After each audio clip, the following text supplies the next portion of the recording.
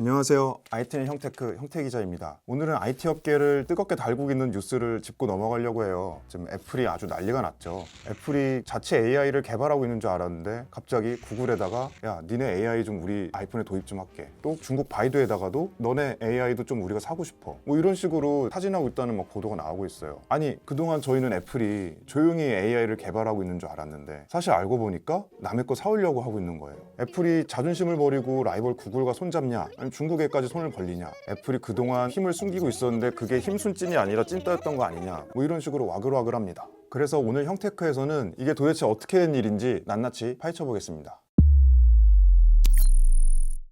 그동안 애플 AI 개발 타임라인부터 차근차근 짚어보고 갈게요. 22년 말에 챗GPT 3.5가 나와서 화제가 됐죠. 그 이후에 2023년 7월에 애플이 자체 대규모 언어 모델 AJAX를 개발했다고 블룸버그가 보도합니다. 그리고 애플이 애플GPT라는 챗봇을 사내에서 시험하고 있다고도 얘기가 나왔어요. 근데 그 이후에 되게 괴물같이 그냥 조용해집니다.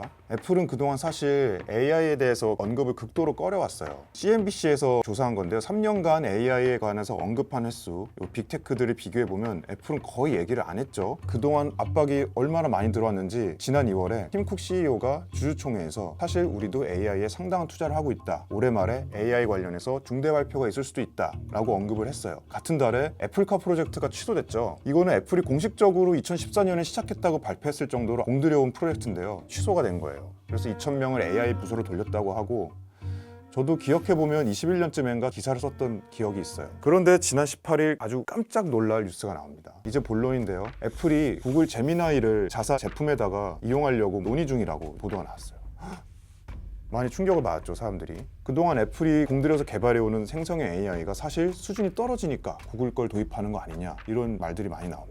그리고 애플이 한 대 더 맞습니다. 21일에는 미국 법무부가 애플한테 반독점 소송을 제기했어요. 애플이 너무 폐쇄적이라서 소송을 했다는 건데요. 애플은 아이폰과 맥북, 자기들 제품은 아주 그냥 물 흐르듯이 호환이 잘 되는데 타사 제품이 잘 안 갖다 붙는다고 이게 반독점이라고 미국 정부가 소송을 때려버린 겁니다. 자, 여러분 여기서 폐쇄적 생태계란 말이 나왔는데 요거를 잘 기억해 주세요. 이게 왜 구글 AI랑 애플이 상극인지 이따 뒤에서 설명해 드리겠습니다. 애플은 모국에서 이렇게 두들겨 먹기 시작했어요. 큰 게 왔죠. 이게 얼마나 위기냐면 40년 전에 AT&T라는 미국 통신 대기업이 있었는데 반독점 소송 맞고 아예 해체가 됐어요. 그래서 애플이 쪼개지는 거 아니냐 이런 기사도 많이 나왔어요.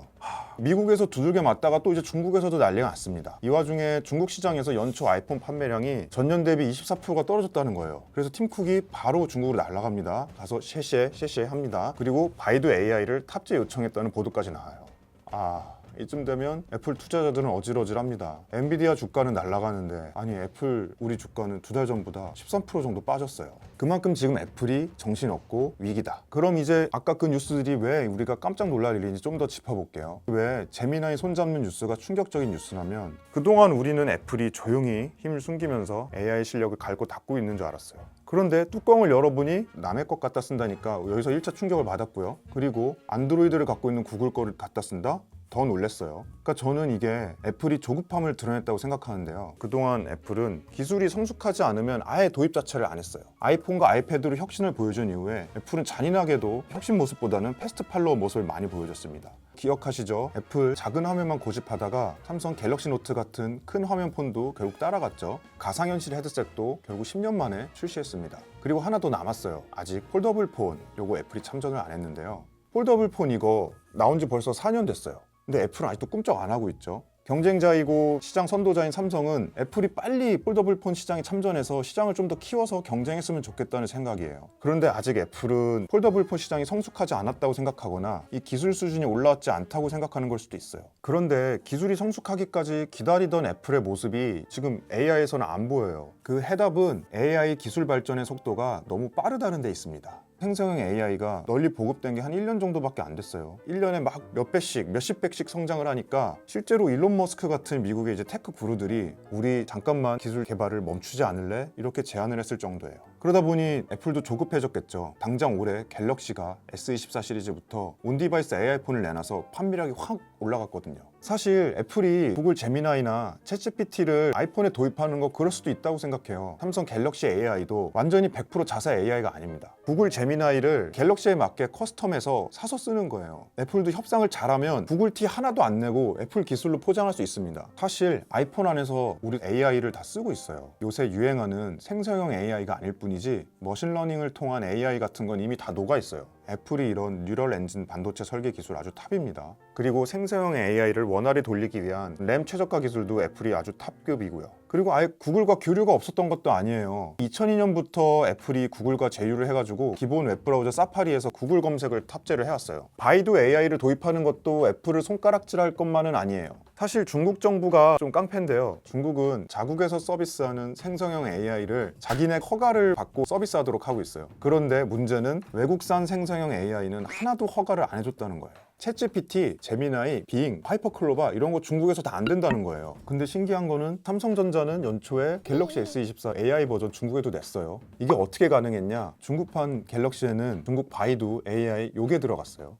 AI 좀 갖다 쓸 수도 있지 뭐 이런 생각이 들 수도 있어요. 그런데 구글 제미나이, 챗GPT랑 애플 생태계는 서로 상극이에요. 구글이랑 오픈 AI는 아예 모토 자체가 개방된 생태계에서 학습하는 그런 게 철학인데 애플은 완전 보안을 강조하죠. 자사 애플까지도 이용자의 데이터는 함부로 이용하지 못한다. 이게 애플의 사실 자부심이자 철학이에요. 그런데 이게 AI 시장에서는 아주 도구로 작용한다는 겁니다. 구글 검색 엔진 갖고 있죠. 사람들이 뭘 검색하고 취향이 뭔지 다 수집해서 학습을 합니다. 그리고 마이크로소프트는 개발자들이 깃허브에 소스 코드를 올리면 이걸 다 수집해서 학습을 합니다. 그런데 애플 개발자들 다 맥북 쓴다는데 깃허브로 소스 코드 올리면 마이크로소프트 가져야지. 애플 사파리로 뭘 검색하면 다 구글 검색이지. 맥북을 쓴다고 이 안에서 수집할 수 있는 데이터가 없어요. Privacy, that's iPhone.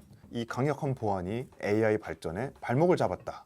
이런 분석도 나옵니다. 그래서 실제로 주식 다 내다 팔고 있습니다. 떨어지고 있어요. 지난 1월에는 MS의 시총 1위 자리도 뺏겼고요. 올해 들어 주가만 10% 넘게 쭉 빠졌어요. 애플 주주라면 좀 자존심 상하는 뉴스도 나왔죠. AI 없는 애플은 코카콜라 같이 가치주처럼 보인다. 기술 혁신 중심의 애플이 이런 취급받는 거는 상당히 굴욕이에요. 반면에 이런 의견도 있어요. 테크에서 최초는 그렇게 중요하지 않아요. 얼마나 유저 친화적으로 생태계를 구축하느냐가 이용자들에게 더 중요하죠. 컴퓨터부터 태블릿, 핸드폰, 시계 뭐 이런 것까지 다 매끄럽게 연동이 되는 게 장점이었는데요. 이 거대한 애플 생태계 안에 AI 기술이 물 흐르듯이 녹아들면 이게 얼마나 시너지를 낼지 기대하는 사람도 정말 많습니다. 앞으로의 전망을 좀 요약을 해보면 애플은 뭐라도 좀 보여줘야 되는 상황에 봉착했어요. 지금 평소에 여유있던 애플의 모습이 전혀 아닙니다. AI가 뒤처지고 미국에서 반독점 소송까지 맞으면서 3일 초과에 몰렸어요. 그래서 이번에 6월에 나오는 세계 개발자 회의부터 해서 아이폰 신제품에 AI를 넣을 텐데 위기를 타개할 게임 체인저가 될 것인지 아니면 그동안 철통같이 수호하던 프라이버시 가치랑 충돌하면서 애플 이용자들의 이탈을 이끌어올 것인지 관전 포인트가 될 것 같습니다.